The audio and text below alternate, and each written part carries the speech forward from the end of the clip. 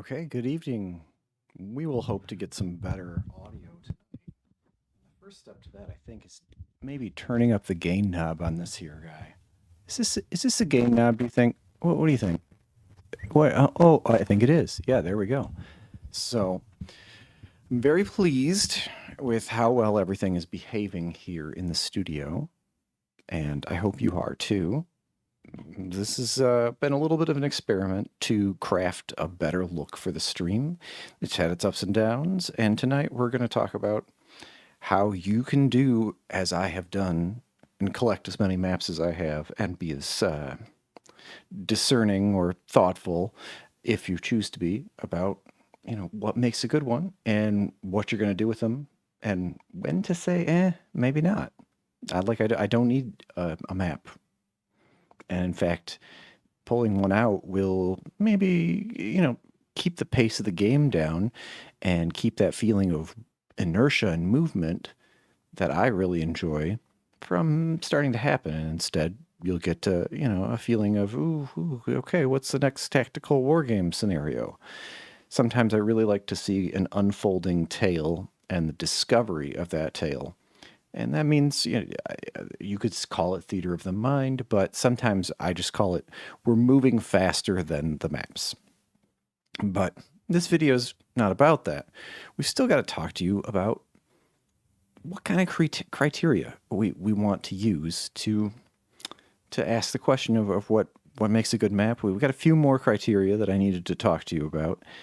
And then I wanted to show you how I've curated my collection and how I categorize the maps so that I can kind of easily access them, so that I can browse them, and so that they can also be just an imaginative prompt for when I'm not actually thinking about, dare I say, encounters, but situations, action situations. So with that in mind, let's jump into this. And I'm sure I really ought to check how things are going as far as the stream. And it looks like it's good. Good evening to you as well. It is just a lovely night, and I've managed to get over my stage fright, and I've got all this stream prep that I want to kick out the door because I want to move on to some cooler stuff. And with that in mind, here's the deal. There's an absolute flood of cartography out there in the world of RPG stuff. And it would be crazy to think that it's all great. And we would go broke if we were paying multiple creators, multiple cartographers for, their upgraded suite of stuff where they have the day and the night and the snowy and the, I don't know, cyberpunk lighting versions of their maps. And so with that in mind, we have to think about where we're going to focus our efforts. And so that's what this particular edition of the stream is about. It's about asking the question of, who deserves to be the one that we're going to boost, and also, how do we use everybody's work? Because I think the most noblest thing that one can do is actually derive value from all this work that the people making these maps are putting into this, because it's really, I think my estimate is there's probably something like 50 or 60 people who have full-time jobs drawing situational maps for RPGs. And good for them. I'm here to maybe appreciate that a little bit, and also to ask the question of, with that much competition, where can things go next, and what kind of separates the best from the rest? So I talked about how maps can provide a silent question and answer. They can do the work of a lot of conversations about the sort of like how crunchy is the forest floor, and maybe how much electronic noise there is in the various rooms and so on as you move through. What expectation do you have that your movement through a space will be covered by the air conditioner, for example? This is something which could be a really boring kind of punctuation mark in like a player narrating their actions. Or, it could really take everybody out of the moment, or like reel back the pacing, I guess one could say. And so putting the player in touch with more things that the character is always in touch with is what I think generally I take a lot of value from in these maps. And that's also one of the things that when I'm browsing my library, I really look to. And I also talked about how this renaissance, or I should say just, it's not even a renaissance, it's really just a science, a birth of everything that's great about RPG cartography, is we've got this really just phenomenal amount of stuff that people have put out here. And this is kind of the quality level of it. It can really tell you a great deal about, say, a character wants to swim into a particular adventure site and they want to maybe make their getaway also using something like an apparatus of Qualish, if you're familiar with that classic Dungeons and Dragons magic item, which is it's kind of it takes puts a pretty big footprint in your campaign. And so what this kind of rich library of cartography that we have, it allows us to say yes to a lot of novel ways of approaching encounters, situations, and ultimately entire adventure sites, and to not necessarily have that put a crimp in our style as the dungeon master to, you spend a lot of time thinking about submarines instead of thinking about adventures. It's not to say that you won't be thinking about submarines, but with things like this, we can think very carefully about how far will that submarine get you, and where would it be that you could open the hatch and start your commando raid on a facility like this. And the list goes on. Suffice it to say, I want to get to the reasons that and the approaches, the things about maps that I didn't talk about last time. And one of the big things is that maps can create a sense of foreboding. And also they can just inform the normal everyday level of vigilance and the ambiance of the characters' lives. So what I mean by that is if you have a kind of a more dissipated campaign where things take place over days, months, weeks, and even years, and there's a daily grind. Say you have a merchant vessel that visits and plies the ports of the misty Isle of Harn.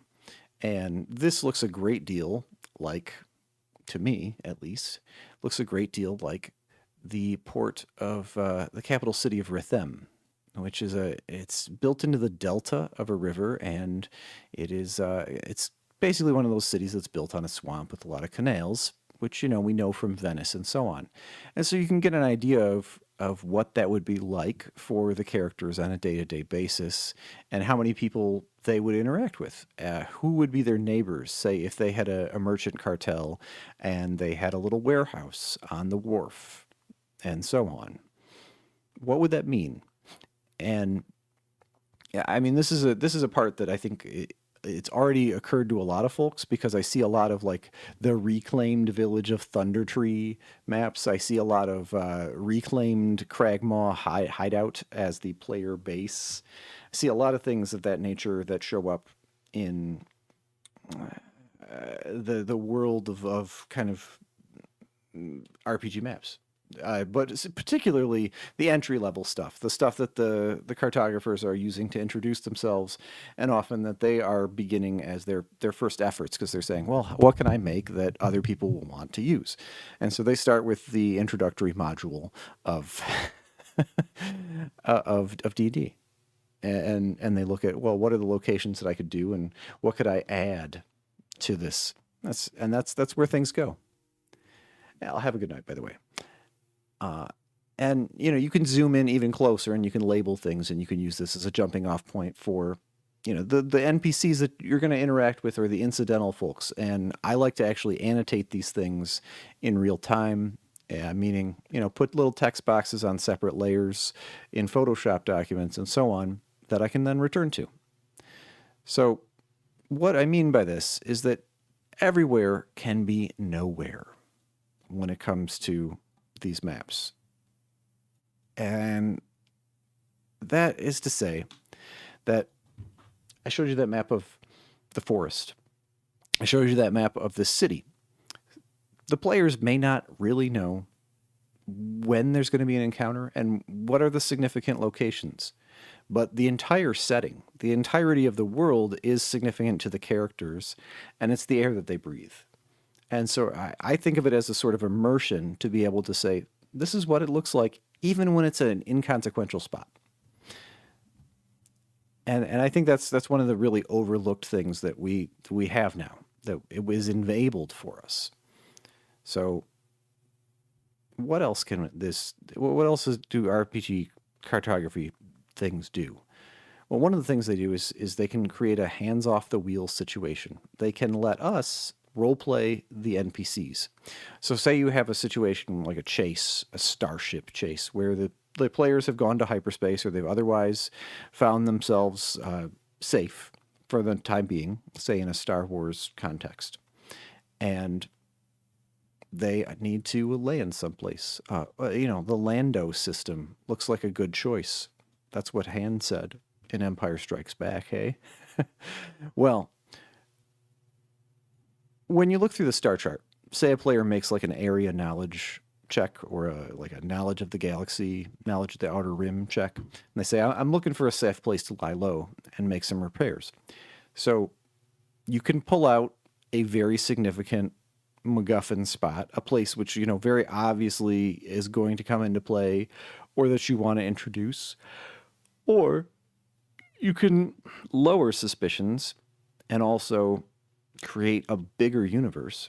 This is one of the critiques of modern Star Wars that people are often saying is that, the universe seems really small because we keep bumping into the same NPCs on all these different shows. And instead, what you can do is you can roleplay the pursuers. You can roleplay a whole new group of people in the universe and not worry about if you are representing a particular location. You don't have to carry the baggage of going to Tatooine if you don't want to. In other words, the map can help you take your hands off the wheel. And I mean by that you no longer have to be the cartographer. You can simply be the role player of the NPCs, the adversaries, the people in the town. So why did I show you this map? Because it turns out that, oddly enough, there's a great deal of fantasy maps that look a lot like a place that a starship, that particular scale of player character starships, where they would land. And that's what I really enjoy from RPG cartography, is that sort of opportunity. It's a place to come in for a landing, frankly. And it's a lot of fun to discover these new locations together with your players. If you're the sort of person that's, able to think on your feet, or if you have back pocket NPCs that just need a place to live. Now, I think this is probably the final reason that is sort of in my mind when I think about what makes good RPG cartography and why I lobby for it, even though I'm often a theater of the mind guy. What is it about these situational maps, these location maps, that elevates them? And it's switching on the hard things. I talked about how there used to be this particular sort of spell that you could fly around, and it was a little eyeball. It was like a probe droid in Star Wars, and the player characters could really see the whole place. And that they could see the entirety of a dungeon before going into it. They might alert the guardians of the place by doing so, but it was very often that you did not want to give up that opportunity. But there's much more to that. We can switch on the hard things, like a very big combat, like a rattle and hum chase, like... You're familiar with the movie Children of Men, and there's this very long one take where there's a war zone, and there's also some people who are just trying to get a baby out alive of a really complex and squalid environment. Well, one of the things that occurs to me is that there's a number of occasions in Rogue One where that two-person adventuring party of Jyn Erso and Cassian Andor find themselves in a little dumpy starport, and they're looking for a particular guy. and they need to talk to him.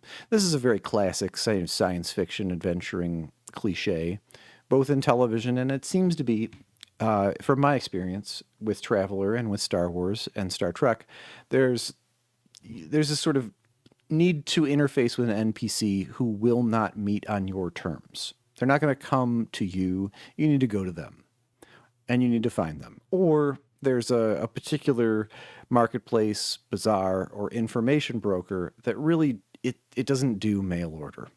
And you have to arrive in the same way that all the other customers do on foot. You have to wade into it. And you have to feel the uncertainty that comes with it. So what is this? I think this is a Spelljammer map. I think they called this like a dwarven prison camp. This is what our friend Seafoot Games has titled this. But you know, this is a 2-level map that is abutting like a cliff, or we could think of it as the kind of a docking wharf for starships that are on an asteroid colony or the like. And we can pretty easily define the pressurized areas versus the non-pressurized areas just by the ground surface. You know, we have the planks, which evidently are probably where the vacuum lies, or those are the places where the starship docking collars will extend, you know, those little shiny vinyl PVC things. And then we have the rest of the establishment, which is maybe a little bit more chill. And we have the idea here that also maybe this is a place that has really endured for perhaps millennia, and it comes from an earlier era of technology, and there just weren't as many things to fail because it's hollowed out of the rock, just wholesale. So this is already kind of a really interesting thing, but you know, if there's a thief, if there's a pickpocket, if it turns out that you're being followed and you want to turn and pursue, if you have an espionage type scenario, this is the sort of thing that cartography can switch on, is a feeling of uncertainty, the born identity moments. Now, you could resolve that breaking off from the shadowing, you know, loosing yourself of the pursuer, losing the pursuer, or tracking him down and assassinating him, or otherwise making sure to lose your tail. You could track that, you know, very granular, and you could move the characters around on the 5-foot square grid if you really wanted to.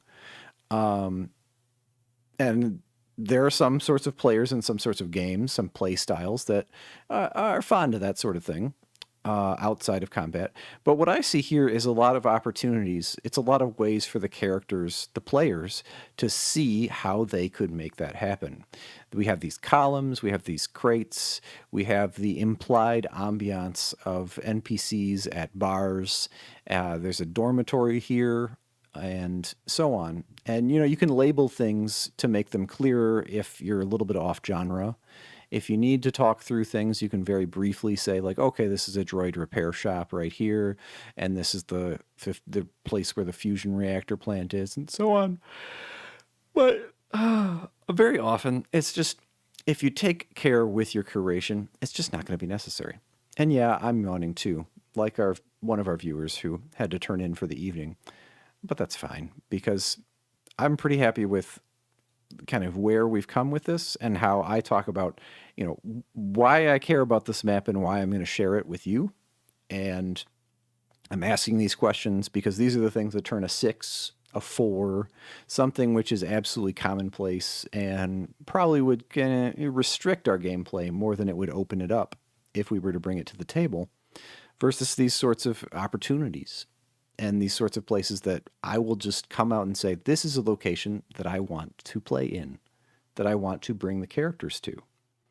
And sometimes that means not nailing it down to a particular spot. Instead, it's about saying, this is a really cool location map, and I'm going to use it for the locations that arise, for the next squalid spaceport that becomes part of our adventure. So how in the heck do you manage a library of this vastness? Well, that's something which I've practiced and I've kind of worked on and cultivated. And by no means am I an expert, But Pinterest is my friend. Notion is also my friend, although unfortunately migrating to Notion, I haven't figured out how to like use some kind of script to move all these maps into a Notion. But you could use a Notion and it probably would do better because you would have multiple tags for the maps and you wouldn't have to have this kind of folder structure. But let me talk to you about how I set this up. First of all, I talk about tactical maps, situational maps. These are the 5-foot square grid type, but I don't restrict myself exclusively to that level. But my threshold is, how much information about the environment are we getting from the color, the textures, and other elements of the map. Sometimes it's some things like shadow and the implied relief. So how do I sort by biome? I have desert, I have woodland, I have rivers and wetlands, rocky, which is my stand-in for mountain and kind of barren environments, badlands, and I have underground, which is how I name dungeons because there's a lot of things which are more like environments. They're not the classical facility, abandoned facility, tomb, and etc. They don't have that kind of strong linear, like the party is going to break into this place feeling. I'm inclined towards environments in these maps rather than using them whole cloth as the location of an adventure. I like to churn through these. I mean, it would be really fun to pull out 4, 5, 6 different full table size situation maps over the course of an evening. And it's one of the reasons that it's one of the ways that I feel that a session, when those progressions have legitimately occurred, it's a sign to me that a session really went places and people were paying a lot of attention and on the ball. And we were excited to move to the next place because we literally picked up the miniatures, we picked up the dice, and we swiped that paper out of there to put down the next one.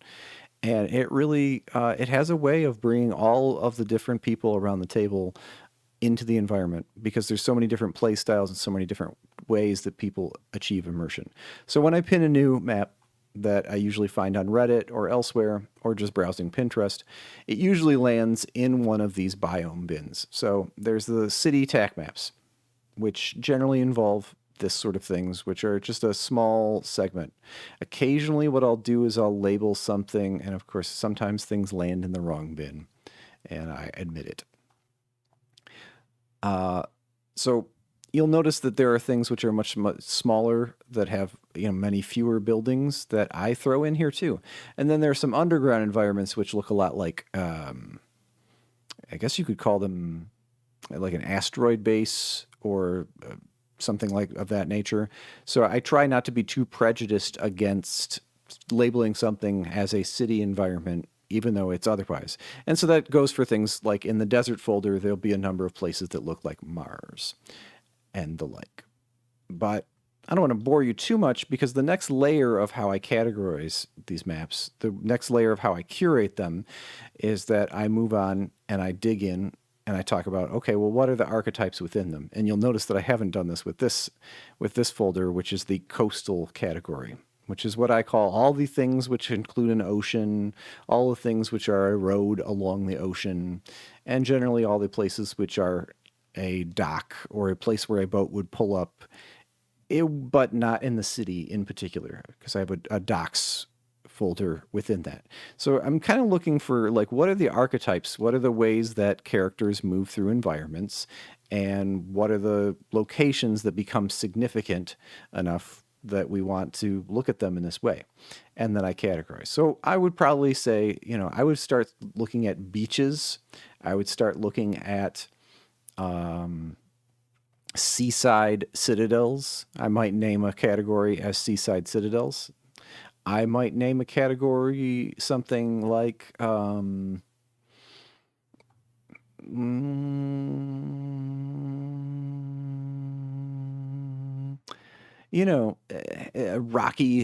like cliffs. So something which identify to sort between the places where the interface between the water and the ocean is easy or hard. But really, it's easy enough to say just beaches, islands, and wharfs. And that's probably how this should be sorted, because those are the sorts of situations which we'll get into it. which you'll need. And if you have too many categories, then if you're on the spot, if you put yourself on the spot and you need to find a map for right now in your game, then you might have a hiccup where you're kind of trying to sort this situation in your game to say which category I should be looking in, rather than just looking at these maps and saying, oh, this is it. And this is one of the things that I do is I try to just let go and say, this is, if it's big enough for the characters, if it's big enough for the approach that the characters are taking, as far as how far they can see, as far as their level of vigilance, whether, the rogue is scouting 60, 70 feet in front, or if he's way out there, possibly on a long-term invisibility spell, and he's many hundreds of feet in front. These are the sorts of questions which I'm going to be asking myself when I choose whether these maps are large enough. And it's one of the reasons that the maps can frankly be not that great.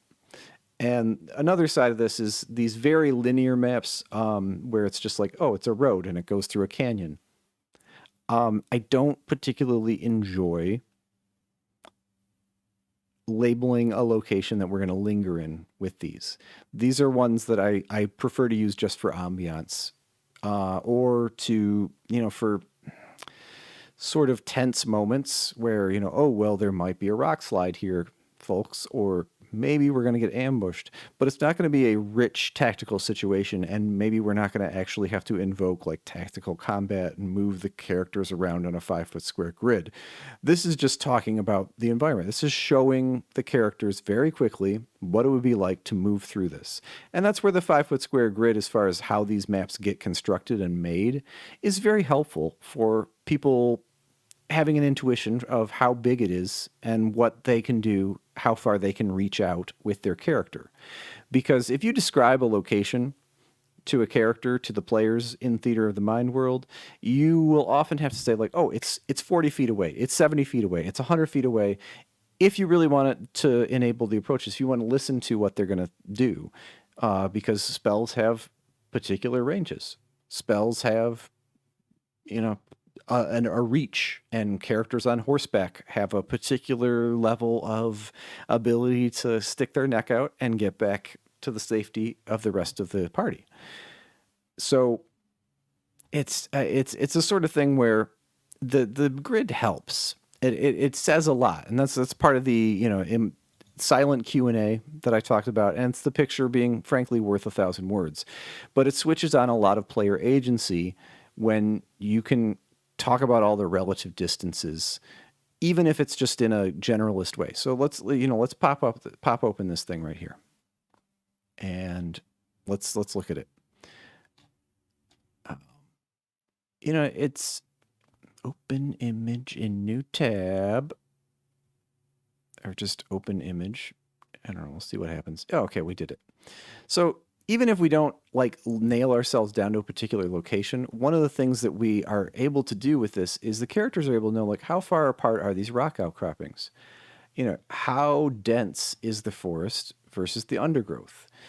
How far away is the road from the coastline? Say a character wants to wild shape into a dolphin and follow the party, and maybe move ahead of the party because that swim speed sure is fast. Is that going to be possible, and how far are they going to be overextended and the like?